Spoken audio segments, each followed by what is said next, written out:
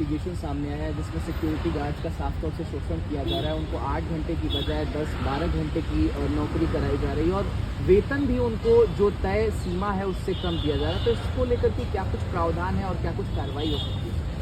आपके चैनल ने, भारत एक्सप्रेस ने बहुत अच्छा मुहिम उठाई है और ये एक एक दिल्ली के मजदूर और एक एक उसकी आवाज़ आप लेके आए कोर्ट तक। मैं इसमें बताना चाहूँगा 2020 में एक PIL डली जिसमें ये कहा गया कि मिनिमम जो वेजेस एक्ट है उसका उल्लंघन हो रहा है। मिनिमम वेजेस एक्ट में बता दूं कि इस मानक के नीचे किसी को सैलरी नहीं मिलेगी, तो उसका घोर उल्लंघन हो रहा है। जो मानक सैलरी है अगर किसी की 17,000 है तो उसको 8,000 रुपये दिया जा रहा है। और उसी में ही मिनिमम वेजेस एक्ट में 1948 में ये कहा गया है कि कितने समय आप नौकरी करेंगे, जो आपका वर्किंग आवर्स होगा वो कितने आवर्स का होगा।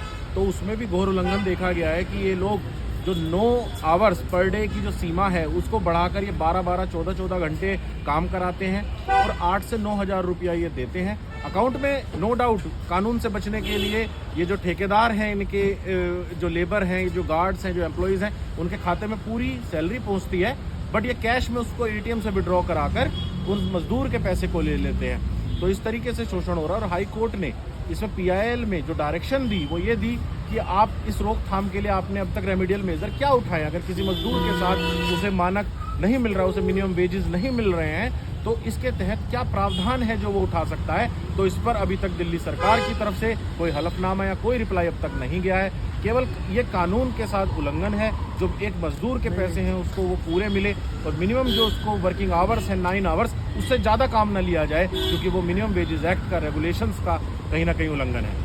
सर, इसको देखते हुए क्या कुछ इन पर कार्रवाई हो सकती है? और साथ ही हमारे इन्वेस्टिगेशन में सर ये भी सामने आया है कि इनको नौकरी देने के लिए इनसे बदले में 30 से 40 हज़ार रुपये वसूले जाते हैं और साथ ही ESI और PF का जो प्रावधान है उन मानकों का भी इनके साथ उल्लंघन किया जाता है, वो भी प्रोवाइड नहीं किया जाता। आपका जो बहुत अच्छा क्वेश्चन है कि इसमें क्या रेमेडियल मेजर्स हैं इस तरीके से, तो इस तरीके से एक मजदूर जो है वो केवल, जैसे मेरे पास केसेस है तो मजदूर एक ही शब्दों में मैं पंक्तियों के माध्यम से बताना चाहूँगा कि वो कहता है कि मैं अपनी मजबूरियों में के बारे में क्या बताऊं, मजबूर हूं मैं, क्योंकि मेरा नाम मजदूर है। तो उसने अपनी मजबूरियों को इस तरीके से बताया कि मैं मजबूर हूं क्योंकि मैं मजदूर हूं। तो वो अपनी बातों को नहीं पहुंचा पाते क्योंकि उनका ठेकेदार उनको निकाल देगा और वो जो 8 से 9,000 रुपये से उसका जो घर चल रहा है वो खराब हो जाएगा। तो कहीं ना कहीं सरकार इस पर बहुत अच्छे से काम करे। जो सरकार अभी तक आंखें मीचे रही हैं, मिनिमम वेजेस एक्ट का उल्लंघन हो रहा है और ministry of labour and employment में अपनी ग्रीवेंस को डालिए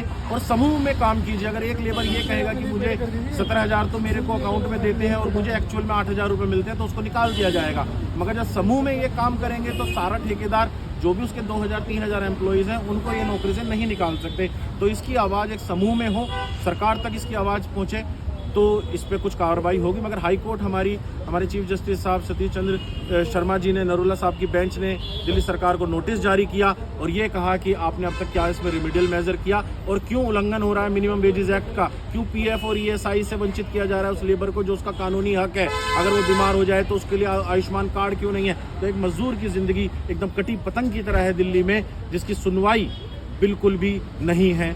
मगर कोर्ट इसमें सख्त और दिल्ली को निर्देश दिया, मगर अब तक सरकार जो है वो दिल्ली में हलफनामा नहीं डाल पाई कि क्यों मिनिमम वेजेस एक्ट का निरंतर उल्लंघन हो रहा है दिल्ली में। सर, इस तरीके की एजेंसीज हैं जो इस तरीके का काम करती हैं, इन तमाम जो गार्ड्स हैं उनका शोषण किया जाता है और इनके जो मूल अधिकार हैं ESI, PF जैसी सुविधाएं इनको नहीं मिलती हैं और बदले नौकरी देने के बदले में इनसे पैसा भी वसूला जाता है। तो क्या क्या कार्रवाई इन पर हो सकती है? क्या कुछ सजा का भी प्रावधान है इसमें? मैं इसमें यही कहना चाहूँगा, उस ठेकेदार का लाइसेंस भी रद्द होगा अगर वो मिनिमम वेजेस एक्ट के तहत अगर वो काम नहीं कर रहा, PF नहीं काट रहा। मैं फिर यहाँ पे कहूँगा इसमें सरकार को सजग होना होगा, उसे जागना होगा और एक कठोर सरकार बनकर कार्रवाई करनी होगी उन ठेकेदारों पर जो मनमानी कर रहे हैं। अगर हम किसी ऑटो में बैठते हैं सपोज और हम उससे तय कर लेते हैं कि भाई 50 रुपीज़ में क्या हमें हाई कोर्ट से आप सुप्रीम कोर्ट लेके चलेंगे, और वो कह देता है हाँ, और जब वो ऑटो सुप्रीम कोर्ट पहुंचता है 50 रुपये के बदले अगर उसे 20 रुपये दिए जाएं,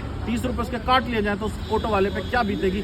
वो जो उस पर बीत रही है वो एक मजदूर पे बीत रही है कि उसका जो सिलेक्शन हुआ, जो उसका मिनिमम जो उसका हक है वो है 17,000 रुपये, बट 17,000 रुपये ना देकर जब उसको वे 8,000 रुपये दे रहे हैं जिससे उसे घर भी चलाना है और उसको ये भी पता है अगर मैंने आवाज़ उठाई तो मैं 8,000 से भी अपना हक खो दूंगा और मुझे नौकरी से निकाल दिया जाएगा। तो इसमें मैं यही कहूँगा कि तुरंत ऐसे ठेकेदारों पर कार्रवाई हो और उन्हें तुरंत जेल के अंदर पहुँचाया जाए। जब तक ये 5-6 ठेकेदार जेल के अंदर नहीं जाएंगे, ब्लैक लिस्ट नहीं होंगे, तब तक दिल्ली में हर लेबर को मिनिमम वेज एक्ट के तहत प्रावधान में पैसा नहीं मिलने वाला। सर, इस धोखेबाजी पर कितने साल की सजा अधिकतम या फिर न्यूनतम इन पर हो सकती है? क्या कुछ पेनाल्टी और कार्रवाई का देखिए, प्रावधान है? कानून हमारा सख्त है, मगर सरकार को सख्त होने की ज़रूरत है। वो ऐसे कि 420 के अंदर, 400 BC के अंदर, वो चीटिंग के अंदर वो ठेकेदार जो भी उसमें ऑफिस बेरर हैं, जो भी उसके पार्टनर हैं, जो भी ठेकेदार के मालिक हैं, वो सब जेल में जाएंगे। और दूसरा इनके ऊपर जो प्रावधान है वो ये है कि जो आपने सरकारी जो मिनिमम वेजेस एक्ट का अगर उल्लंघन किया तो आप ब्लैक लिस्ट हो जाओगे। आप किसी भी सरकारी ठेकों को कभी भी आजीवन आपकी फर्म नहीं ले सकती। और जो हमारा मजदूर है, जो मिनिमम वेजेस एक्ट से उसको कम पैसे मिल रहे हैं, उसे पूरा कंपनसेशन मिलेगा। और इसमें ओवर टाइम में भी अगर वो 8 घंटे से 9 घंटे से ऊपर काम करता है तो दुगनी सैलरी का प्रावधान है। जो 1 घंटे में उसे न्यूनतम पैसे मिलते, उसको दुगना मिलेगा। उसका भी यहाँ पर प्रावधान है कि उसको पुराने पैसे विद इंटरेस्ट मिलेंगे। और मेरा तो मानना इसमें यही है, जो मेरे लीगल ओपिनियन है, कि इसका पालन तभी होगा जब तक ये 5-6 ठेकेदार जो सरकारी दिल्ली के हॉस्पिटलों में काम कर रहे हैं, जब तक ये जेल नहीं चले जाते, जब तक उन मजदूरों की खून की पैसे की जो मेहनत की कमाई है उन तक पहुँचे, और मजदूर का जो इन्होंने शोषण किया है इसकी सजा इन्हें मिले। और जहाँ 5-6 ये लोग गए तो बाकी अपने आप सही हो जाते हैं। क्योंकि जैसे अध्यापक क्लास में अगर शोर मच रहा है तो वो 2-3 बच्चों को चाटा मारता है, पूरी क्लास शांत हो जाती है। तो यहाँ पर भी इसी मापदंड से होगा, जब तक ये 5-6 ठेकेदार जेल जाएंगे बाकी सब अपने आप सही हो जाएंगे। ठीक, धन्यवाद। Thank you sir. सर, एक बार इन तमाम जो ये मुद्दा है, इस पर क्या कुछ कार्रवाई इन वेंडर्स पर, इन जो एजेंसीज हैं इसमें कार्यरत हैं, उन पर क्या कार्रवाई होगी, उसको इलेबोरेट कर दीजिए। मैं यहाँ पर यही कहना चाहूँगा मज़दूरों के लिए कि अगर इस जहाँ में मज़दूरों का नामो निशान ना होता तो इस जहाँ में ना हवा महल ना ताजमहल होता। मज़दूरों की जो पीड़ा है वो कानून में बहुत अच्छे से अंकित है कि अगर उनका कोई शोषण करेगा तो उनको क्या सज़ा होगी, जिसमें फ्रॉड है। और एक स्पेसिफिक 25U IPC का जो एक्ट है हमारा 1860, उसमें साफ लिखा गया है कि 6 महीने की सज़ा है जो मल प्रैक्टिस करेगा।